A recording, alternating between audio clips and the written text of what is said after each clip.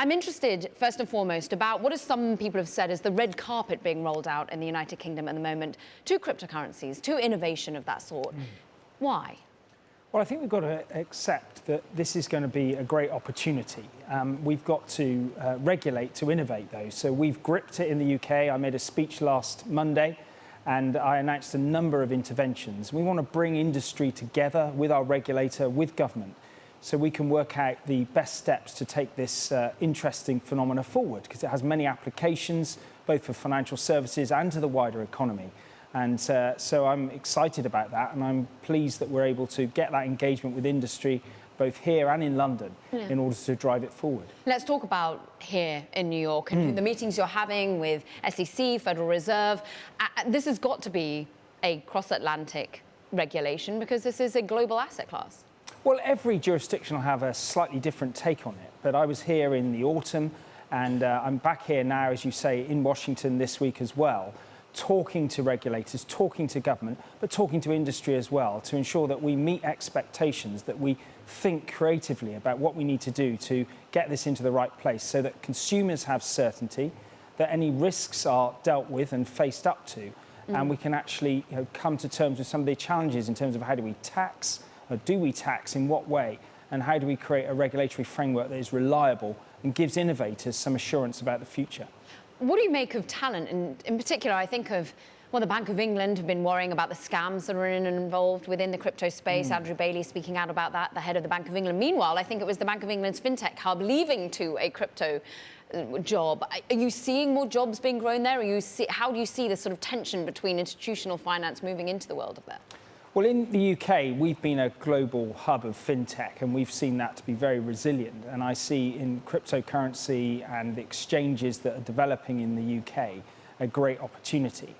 Yes, it's right that we've got to get the right regulatory framework in place, and Andrew Bailey's been very clear on that. We've got to come to terms with a promotions regime that protects consumers, but we've also got to embrace the opportunities of new technologies and new phenomena and how it will apply to markets. Let's talk about the phenomenon, the sensationalism in many ways, some people would say, of non-fungible tokens, NFTs. We've seen, of course, some valuations take a nosedive, but still a lot of interest. And we've got the Royal Mint looking to create an NFT. Just tell us, our audience, a bit about that. Well, that was part of the announcement last week, that the Chancellor wants us to create an NFT in partnership with the Royal Mint. And it's important that we pick up on the emblems of change that exist here and the opportunities that will exist in the future. So we've asked the Royal Mint to develop that NFT, and we look forward to that happening by this summer. I, of course, look at a time in the United Kingdom where my family on the phone talks day in, day out about the inflation, the cost of gas, electricity, what's happening in terms of the ramifications, in many ways, of course, antagonized by the invasion of Russia into Ukraine. But talk to us about how the UK feels right now. I'm looking at February, 0.1% growth, the economy being stifled, and that's before you even factor in the implications of the Russia-Ukraine invasion. Well, clearly these are incredibly challenging times. I think we all hoped that we'd come out of COVID and we get to brighter times, but that hasn't happened. What's happened in the Ukraine has had a very difficult impact on the economy.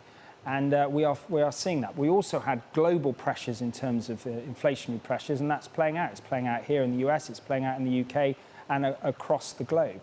And these are challenging times for British consumers. Challenging times for British consumers, where they're being asked to burden heavier taxes. I mean, in particular, perhaps the largest overall tax burden in the UK since the 1950s.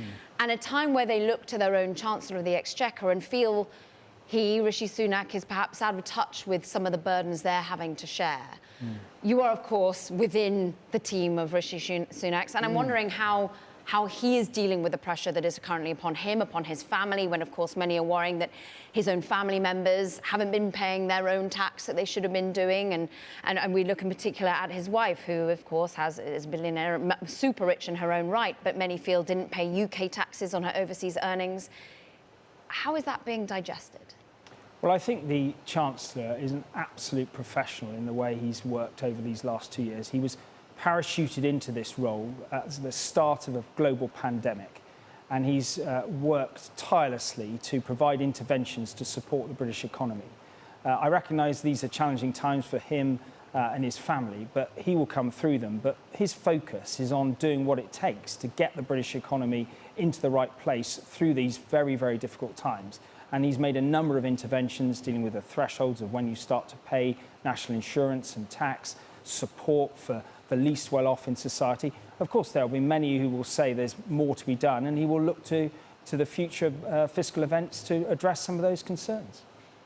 How do you feel when, as a member of, Conservative Party, looking at really what ethically it's being judged at by at the moment? When we think of the party gate, the leader of your party underwent, when we look at the Chancellor of Exchequer, who seemingly just doesn't seem to be in touch with reality, many people feel that, and he's holding a green card at the same time as being Chancellor of the Exchequer, what sort of really tethering he has in the longer term to the country. And then you, of course, nothing to do with you, I realise, but certain, today, just the unseating of an MP and a crisis election because of, previous misdemeanours when it comes to sexual abuse. How does it make you feel when you're trying to stand up here in the US and defend your Conservative Party?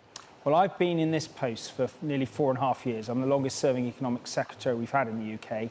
It's a great privilege to do this job, and I, like the Chancellor, focus on the task in hand.